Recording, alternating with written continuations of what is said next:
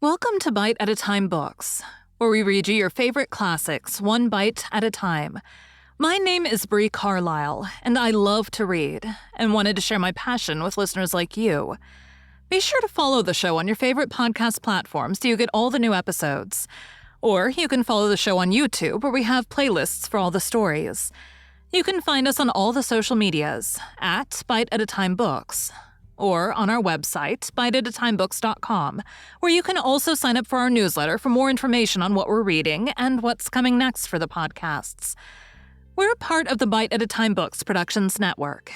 If you'd also like to hear what inspired your favorite classic author to write their novels, and what was going on in the world at the time, check out the Bite at a Time Books Behind the Story podcast, Tuesdays, wherever you listen to podcasts.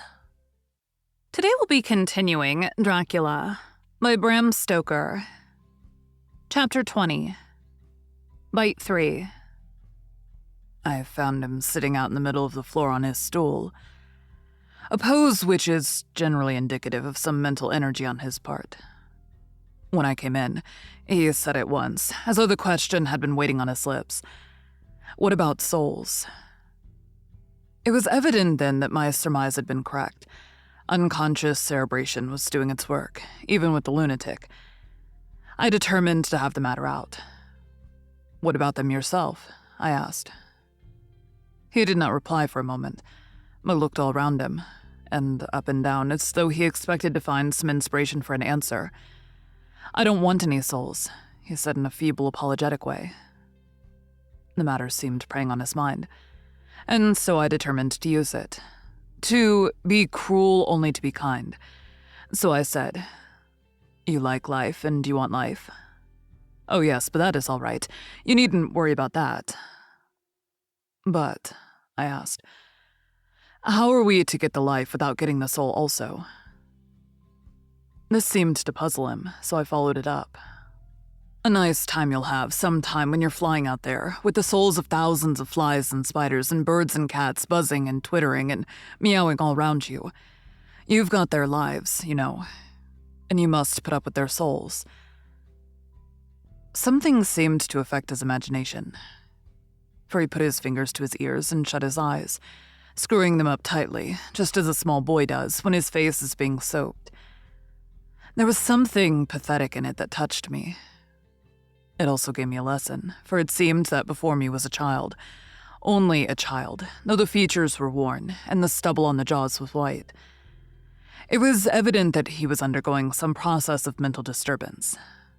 And knowing how his past moods had interpreted things seemingly foreign to himself, I thought I would enter into his mind as well as I could, and go with him. The first step was to restore confidence. So I asked him, speaking pretty loud so that he would hear me through his closed ears, "Would you like some sugar to get your flies round again?" He seemed to wake up all at once, and shook his head. With a laugh, he replied, "Not much. Flies are poor things, after all." After a pause, he added, "But I don't want their souls buzzing round me all the same." "Or spiders?" I went on. "Blow spiders. What's the use of spiders? There isn't anything in them to eat, or—" He stopped suddenly, as though reminded of a forbidden topic. So, I thought to myself. This is the second time he has suddenly stopped at the word drink. What does it mean? Renfield seemed himself aware of having made a lapse, for he hurried on as though to distract my attention from it. "I don't take any stock at all in such matters. Rats and mice and such small deer, as Shakespeare has it. Chicken feet of the larder, they might be called. I'm past all that sort of nonsense. You might as well ask a man to eat molecules with a pair of chopsticks, as to try to interest me about the lesser carnivora, when I know of what is before me." "I see," I said. "You want big things that you can make your teeth meet in. How would you like to breakfast on elephant?" What ridiculous nonsense you are talking. He was getting too wide awake, so I thought I would press him hard. "I wonder," I said reflectively, "what an elephant's soul is like." The effect I desired was obtained, for he at once fell from his high horse and became a child again. "I don't want an elephant's soul, or any soul at all," he said. For a few moments, he sat despondently. Suddenly he jumped to his feet, with his eyes blazing, and all the signs of intense cerebral excitement. "To hell with you and your souls," he shouted. "Why do you plague me about souls? Haven't I got enough to worry and pain and distract me already without thinking of souls?" He looked so hostile that I thought he was in for another homicidal fit. So I blew my whistle. The instant, however, that I did so, he became calm and said apologetically, "Forgive me, doctor, I forgot myself. You do not need any help. I'm so worried in my mind that I'm apt to be irritable. If you only knew the problem I have to face, and that I'm working out, you would pity and tolerate and pardon me. Pray, do not put me in a straight waistcoat. I want to think, and I cannot think freely when my body is confined. I'm sure you will understand." He had evidently self-control. So when the attendants came, I told them not to mind, and they withdrew. Renfield watched them go. When the door was closed, he said, with considerable dignity and sweetness, "Dr. Seward, you've been very considerate towards me. Believe me that I am very, very grateful to you." I thought it well to leave him in this mood, and so I came away. There's certainly something to ponder over in this man's state. Several points seem to make what the American interviewer calls a story, if one could only get them in proper order. Here they are. Will not mention drinking. Fears the thought of being burdened with the soul of anything. Has no dread of wanting life in the future. Despises the meaner forms of life altogether, though he dreads being haunted by their souls. Logically, all these things point one way. He has assurance of some kinds that he will acquire some higher life. He dreads the consequence, the burden of a soul. Then it is a human life he looks to. And the assurance. Merciful God, the Count has been to him, and there is some new scheme of terror afoot. Later. I went after my round to Van Helsing and told him my suspicion. He grew very grave, and after thinking the matter over for a while, asked me to take him to Renfield. I did so. As we came to the door, we heard the lunatic within singing gaily, as he used to do in the time which now seems so long ago. When we entered, we saw with amazement that he had spread out his sugar as of old. The flies, lethargic with the autumn, were beginning to buzz into the room. We tried to make him talk of the subject of our previous conversation, but he would not attend. He went on with his singing, just as though we had not been present. He had got a scrap of paper and was folding it into a notebook. We had come away as ignorant as we went in. His is a curious case indeed. We must watch him tonight. Letter. Mitchell, Sons and Candy to Lord Godalming. 1 October. My lord, we are at times only too happy to meet your wishes. We beg, with regard to the desire of your lordship, expressed by Mr. Harker on your behalf, to supply the following information concerning the sale and purchase of number 347 Piccadilly. The original vendors are the executors of the late Mr. Archibald Winter Suffield.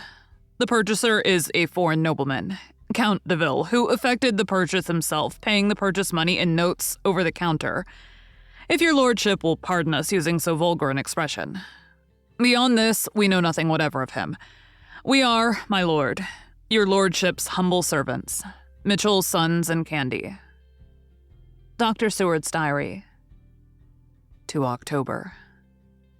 I placed a man in the corridor last night, and told him to make an accurate note of any sound he might hear from Renfield's room, and gave him instructions that if there should be anything strange, he was to call me. After dinner, when we had all gathered round the fire in the study, Mrs. Harker having gone to bed, we discussed the attempts and discoveries of the day. Harker was the only one who had any result, and we are in great hopes that his clue may be an important one. Before going to bed, I went round to the patient's room and looked in through the observation trap. He was sleeping soundly, and his heart rose and fell with regular respiration. This morning the man on duty reported to me that a little after midnight he was restless and kept saying his prayers somewhat loudly.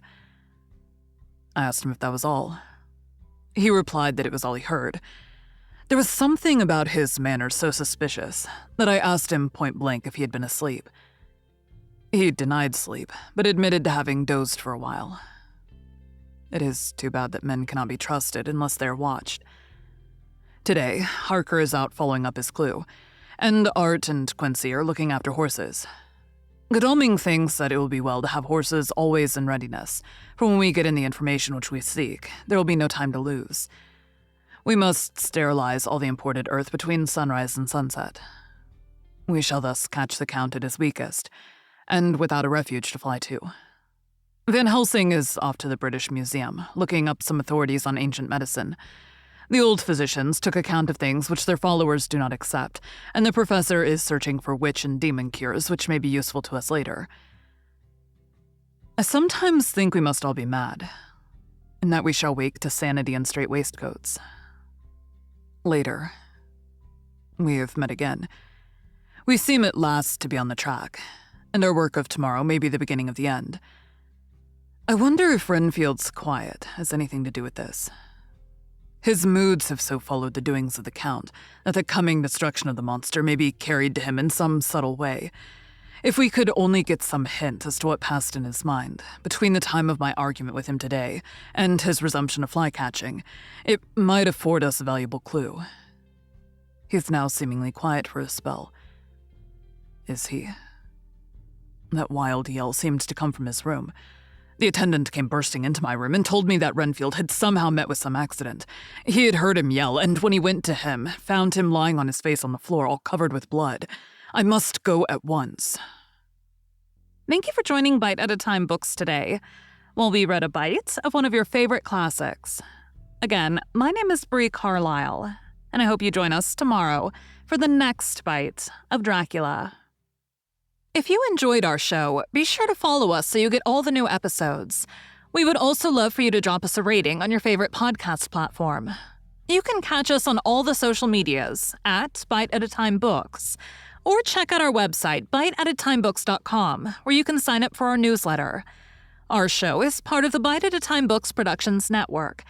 If you would also like to hear about the authors who write the books we read on the show, check out the Bite at a Time Books Behind the Story podcast, wherever you listen to podcasts, or on biteatatimebooksbehindthestory.com.